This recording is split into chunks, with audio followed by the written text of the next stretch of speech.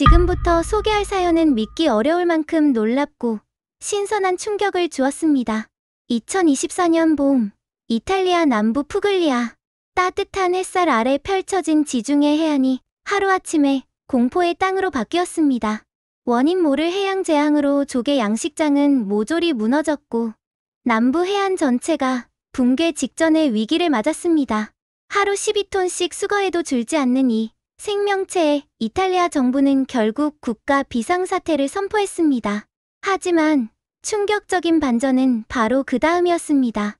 이탈리아 전역을 공포로 몰아넣은 바로 이것을 한국에서는 무려 400년 전부터 약처럼 다루고 있었다는 사실이 밝혀졌기 때문입니다.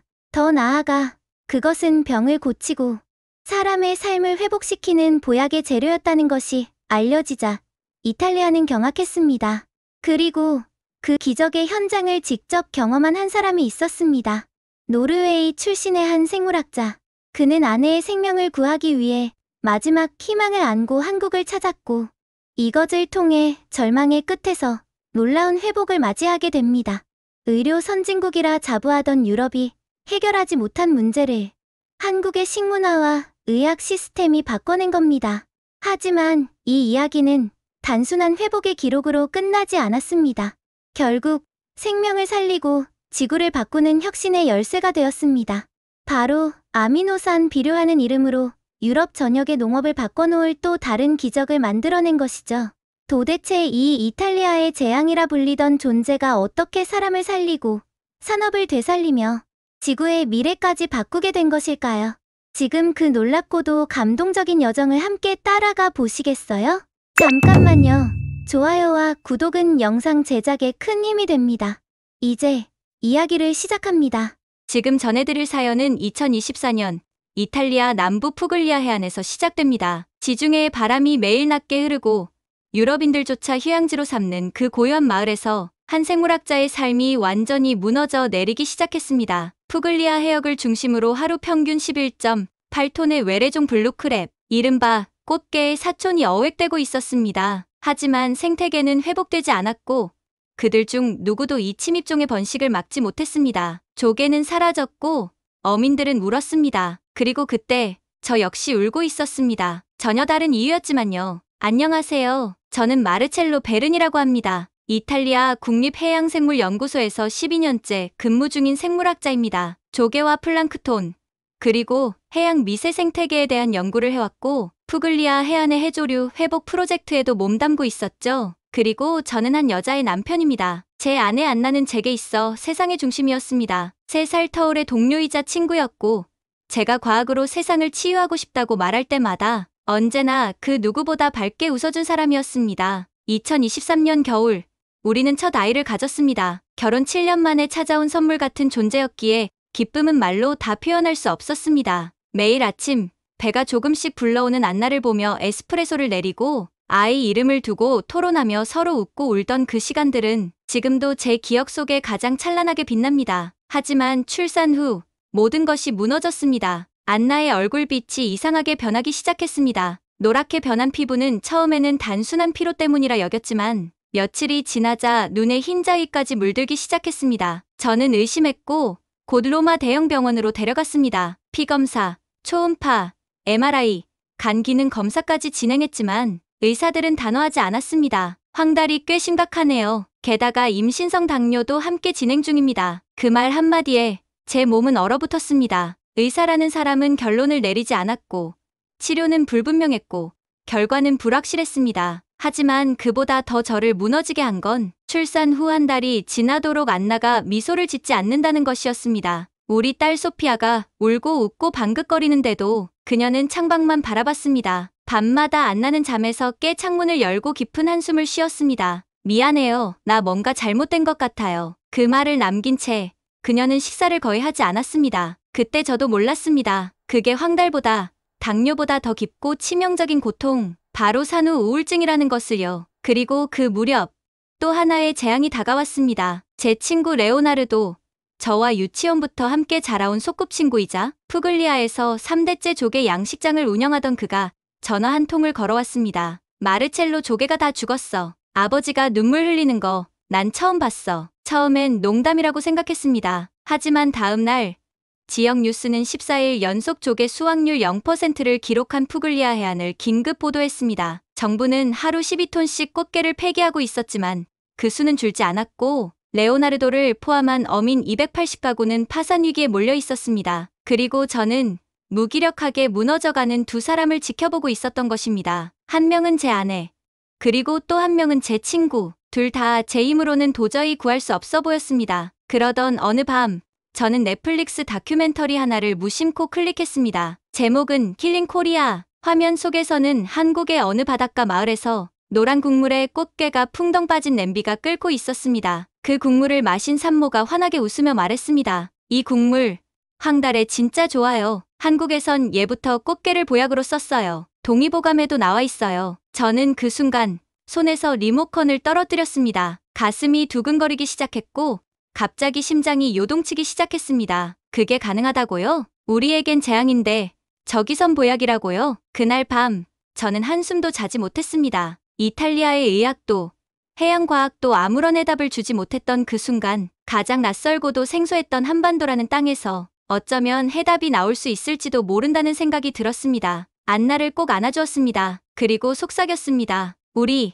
한국에 가요. 저기 저 나라에 마지막 희망이 있을지도 몰라요. 그녀는 처음엔 무서워했습니다. 낯선 나라, 낯선 언어, 낯선 음식. 하지만 저는 간절하게 설득했고 결국 그녀는 고개를 끄덕였습니다. 한국행 항공권을 끊고 공항 게이트를 지나가며 저는 마음속으로 되뇌었습니다. 꽃게가 우리를 삼켰지만 어쩌면 그 꽃게가 다시 우리를 살릴 수도 있습니다. 그리고 그때는 몰랐습니다. 그 여정이 단순한 치료를 넘어서 세상을 바꿀 하나의 씨앗이 될 것이라는 것을요. 2024년 3월 초 저희 가족은 마침내 한국 땅을 밟았습니다. 14시간을 비행한 끝에 인천공항에 도착했을 때 낯선 공기의 냄새가 코끝을 스쳤고 공항 내부에 반짝이는 조명과 유리병 너머로 보이는 현대적인 구조물들이 마치 다른 시간대에 도착한 듯한 이질감을 안겨주었습니다. 저는 유럽 각국의 공항을 수차례 다녀봤지만 이토록 정돈되고 효율적인 시스템은 처음 경험했습니다. 입국 심사부터 짐 찾기까지 걸린 시간은 고작 18분이었고 그 순간 저와 아내는 동시에 서로를 바라보며 작은 탄성을 내뱉었습니다. 정말 빠르네요. 조금 이상하게 깔끔해요. 아내는 여전히 피곤해 보였지만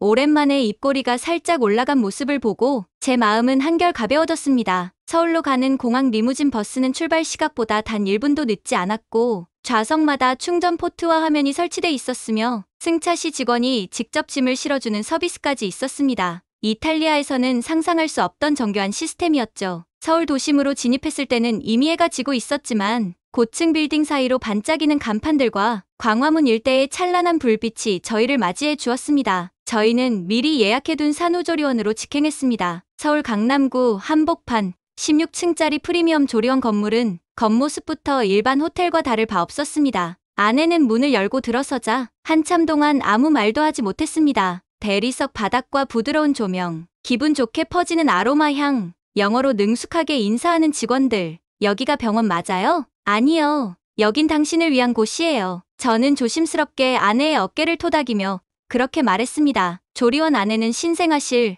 산모 전용 마사지룸, 한의사 협진 진료실까지 모두 갖추어져 있었고 산모의 회복을 위한 1:1 맞춤 관리 프로그램이 준비되어 있었습니다. 그날 밤 조리원 식당에서 나온 저녁 식사는 미역국, 다시마 나물, 해초 샐러드, 연근조림, 잡곡밥이었습니다. 아내는 처음엔 낯선 음식들에 다소 긴장한 듯 보였지만 한 입, 두 입 천천히 먹어보더니 표정이 서서히 부드러워졌습니다. 이상하게 속이 편해요. 뭔가 따뜻해요. 그 말은 정말 오래간만에 듣는 아내의 긍정적인 반응이었습니다. 저는 식사 중 조리원 원장님과 마주 앉아 이야기를 나눴습니다. 그분은 한국의 전통 식문화가 산모 회복에 얼마나 중요한지를 조곤조곤 설명해 주셨습니다. 예로부터 한국에서는 출산 후 21일, 즉 3-7일 동안 미역과 해조류를 통해 몸의 독소를 빼고 기운을 돌려줍니다. 동의보감에도 명확하게 기록되어 있죠. 미역은 혀를 맑게 하고 간을 안정케 하며 황달을 풀어줍니다. 그 설명을 들으며 저는 다시금 놀라움을 금치 못했습니다. 왜냐하면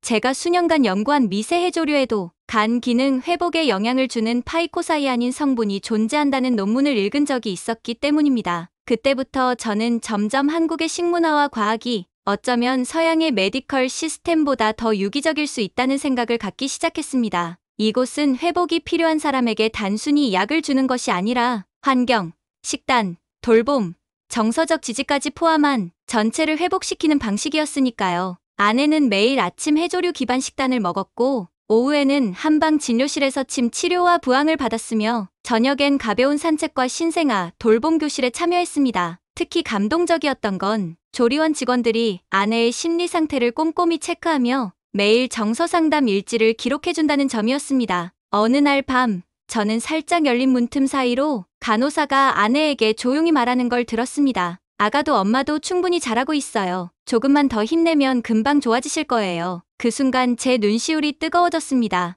누군가 아내에게 그렇게 따뜻하게 말해주는 건 정말 오랜만이었거든요. 그러던 중 조리원에서 외래 진료를 받기 위해 서울의 한 대학병원으로 연계된 날이 있었습니다. 검사 후 의사는 아내의 혈당 수치가 상당히 안정되었으며 간 수치 또한 점차 회복세를 보이고 있다고 말했습니다. 당분간 식단 조절과 휴식만 잘하시면 약물 없이도 회복 가능할 것 같습니다. 그 말을 듣는 순간 아내는 처음으로 제 손을 꼭 잡고 웃었습니다. 그 미소는 아직 희미했지만 그 속엔 삶에 대한 의지가 담겨 있었습니다. 저는 그날 밤 아내가 잠든 사이 노트북을 꺼내 들었습니다. 그리고 블루크랩, 즉 이탈리아 해안을 초토화시킨 꽃게 사촌의 영양 성분에 대해 다시 한번 분석해보기 시작했습니다. 해조류와 결합한 블루크랩, 그게 우리에게 어떤 생명을 주고 있는지를 과학적으로 증명해내고 싶었습니다. 며칠 후 안면도로 내려가는 여정이 계획되었습니다. 조리원 원장님의 추천으로 한국의 전통 꽃게 어촌마을에서 직접 체험하는 프로그램이 있었던 겁니다. 꽃게탕을 직접 만들고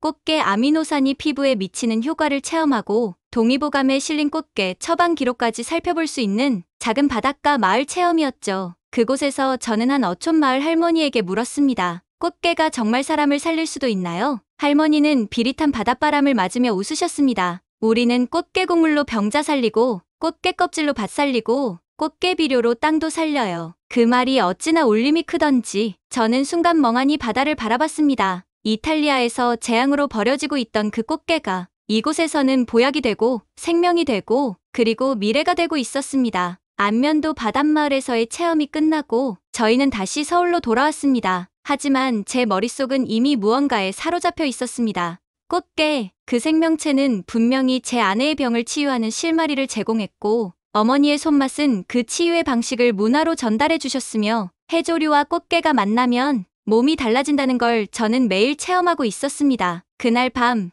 저는 조용히 노트북을 펼쳤습니다. 그리고 이탈리아의 친구 마르코에게 메일을 보냈습니다. 그는 푸글리아 지방에서 조개 양식장을 운영하고 있는 친구로 저와 대학 시절부터 해양생물학 관련 프로젝트를 같이 했던 사람이었죠. 메일을 보낸 지 단 3시간 만에 답장이 왔습니다. 엘릭, 여긴 지금 말도 안 되는 상황이야. 블루크랩이 조개 종패를 다 먹어치워서 양식장 절반 이상이 폐쇄됐어. 정부도 하루 10톤 이상을 폐기하지만 소용없어. 이젠 아무도 이 재앙을 막을 수 없다고들 해. 저는 메일을 읽으며 심장이 두근거렸습니다. 아니, 가슴이 조여드는 느낌이었습니다. 그 블루크랩, 한국에서는 꽃게로 불리며 사람을 살리는 보약이 되는데 어째서 이탈리아에서는 재앙이 되고 있는 걸까요? 저는 즉시 그에게 다시 메일을 보냈습니다. 마르코, 블루크랩을 버리지 마. 그건 단백질과 키토산이 풍부한 생명자원이야. 아내가 한국에서 회복한 것도 그 꽃게 덕분이야. 나 실험을 시작해보려고 해. 그리고 바로 다음 날 저는 서울의 해양바이오 식품연구소에 꽃게 추출물 기반의 영양성분 분석을 요청했습니다.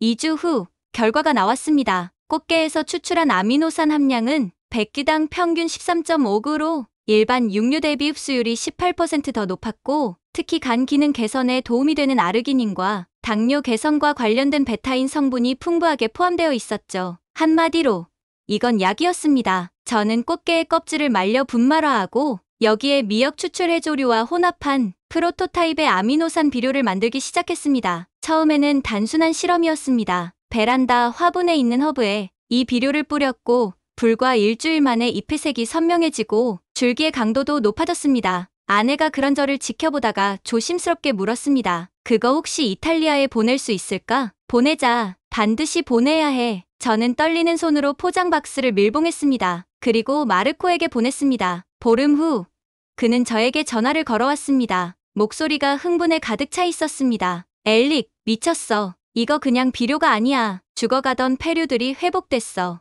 이대로면 다시 조개 양식 시작할 수 있을 것 같아. 그의 목소리를 듣는 순간 저는 눈을 감고 깊게 숨을 들이마셨습니다. 그리고 고개를 떨궜습니다. 제 눈에서는 말없이 눈물이 흐르고 있었습니다. 말로 표현할 수 없는 감정이었습니다. 제 아내의 생명을 살린 그 재료가 이젠 친구의 삶까지 구할 수 있다는 사실. 하지만 거기서 끝이 아니었습니다. 며칠 뒤 저희 집 거실에서 아내가 조심스레 건넨 노트북 화면에는 SNS 속 이탈리아 뉴스가 떠 있었습니다. 푸글리아 지역의 한 마을에서 블루크랩을 폐기하지 않고 꽃게 간장게장 레시피를 활용해 작은 식당을 열었다는 기사였습니다. 관광객의 발길이 이어지고 그 식당은 블루크랩 전문점으로 주목받기 시작했다는 내용이었죠. 엘릭, 이거 지난번에 안면도에서 맛있게 먹었던 식당 사장님이 알려준 레시피예요. 제가 번역해서 마르코 어머니에게 전해드렸어요. 순간 저는 할 말을 잃었습니다. 제 아내가 한국어도 서툰 외국인인 그녀가 식당 사장님의 손글씨 레시피를 스캔하고 하나하나 번역해 친구, 어머니에게 전달했다는 사실에 저는 목이 메어 말이 나오지 않았습니다. 그녀는 여전히 노랗게 남아있는 손목을 바라보며 작게 말했습니다. 나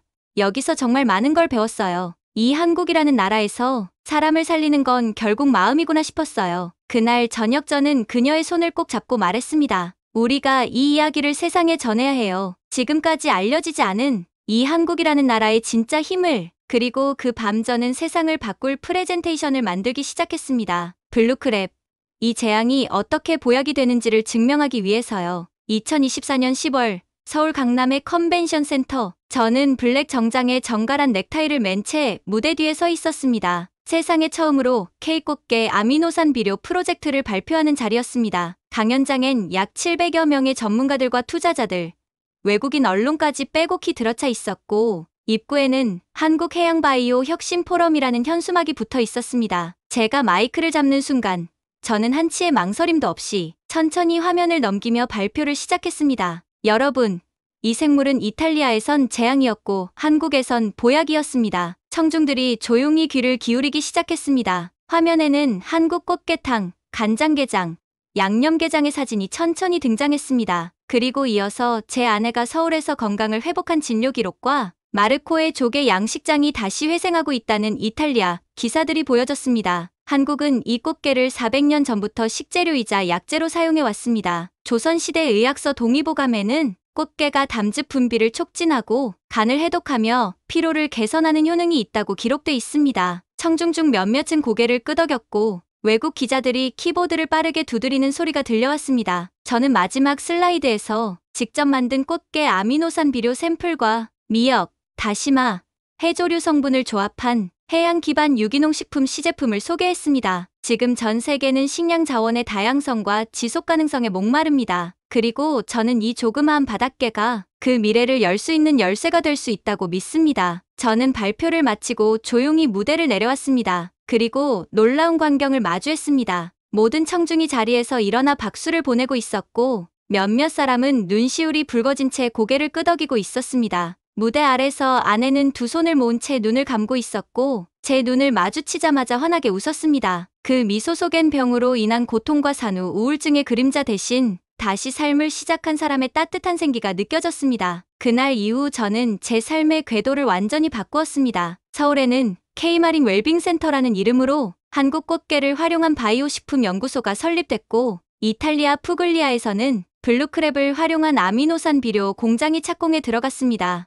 놀라운 건 푸글리아 해안의 조개 어민 57%가 기존 어업을 꽃게 친환경 자원화 시스템으로 전환했다는 사실이었습니다. 정부는 이를 기반으로 연간 약 1억 유로 규모의 지역 경제 효과를 발표했죠. 그리고 한국에서는 전통 음식에 담긴 과학적 가능성이 다시 조명되기 시작했습니다. 제가 제안한 프로젝트는 국내 식품의약품안전처의 기식품 시범 과제로 선정되었고 심지어 유럽의학회에서는 식문화 기반 치료법이라는 주제로 제 아내의 회복 사례를 학술지에 정식 게재하기로 결정했습니다. 한 달 뒤 서울 종로의 한 방송국 스튜디오. 저는 방송 인터뷰에 출연하게 되었습니다. 기자는 조심스럽게 물었습니다. 엘릭 박사님, 한국에서 이렇게 새로운 길을 시작하시게 된 결정적 계기는 무엇이었나요? 저는 잠시 머뭇거리다가 이렇게 대답했습니다. 처음엔 한 그릇의 꽃게탕이었어요. 순간 스튜디오 안에서 작은 웃음이 터졌습니다. 하지만 저는 진지한 목소리로 덧붙였습니다. 그 꽃게탕 한 그릇이 제 아내의 건강을 되찾게 해주었고 시어머니의 손길을 통해 문화를 알게 해주었으며 더 나아가 과학적 가능성을 열어주었습니다. 제가 배운 것은 음식은 단지 먹는 것이 아니라 사람을 살리고 관계를 회복시키며 세상을 치유할 수도 있다는 사실이었습니다. 저는 고개를 들고 정면을 바라보았습니다. 한국은 저에게 그런 가능성을 보여준 나라였습니다. 이 나라 한국에서 사람을 살리는 큰 이야기가 시작된 거죠. 방송이 끝나고 나서 어머니에게 전화를 했습니다. 이탈리아에서는 꽃게탕 가게가 이제는 줄을 서야 겨우 먹을 수 있을 정도가 되었다며 어머니는 활기찬 목소리로 말씀하셨습니다. 엘릭, 사람들이 이젠 꽃게에 감사하다고 해. 믿을 수 있니? 1년 전만 해도 몽땅 버리던 걸. 그날 밤 서울의 아파트 발코니에서 바람을 맞으며 저는 제 아내와 함께 앉아 있었습니다. 그녀는 이제 건강을 회복한 채 저의 손을 꼭 잡고 말했습니다. 한국에 와서 참 다행이에요. 이 나라가 아니었으면 우린 아직도 어둠 속에서 길을 못 찾고 있었겠죠. 저는 조용히 고개를 끄덕였습니다. 그리고 속으로 다짐했습니다. 지금 이 순간에도 세상 어딘가에서는 이해받지 못하는 생물, 활용되지 못한 가능성, 편견 속에 갇힌 문화가 사라지고 있을지 모른다는 사실을요. 하지만 한국은 그것들을 기회로 바꾸는 힘이 있는 나라라는 걸 저는 누구보다도 잘 알고 있었습니다. 이제 이 진실을 아는 것은 여러분뿐입니다. 더 많은 사람들에게 이 이야기를 전파해주세요. 좋아요와 구독으로 함께 해주세요. 오늘 하루도 행복하고 즐거운 하루 되세요. 감사합니다.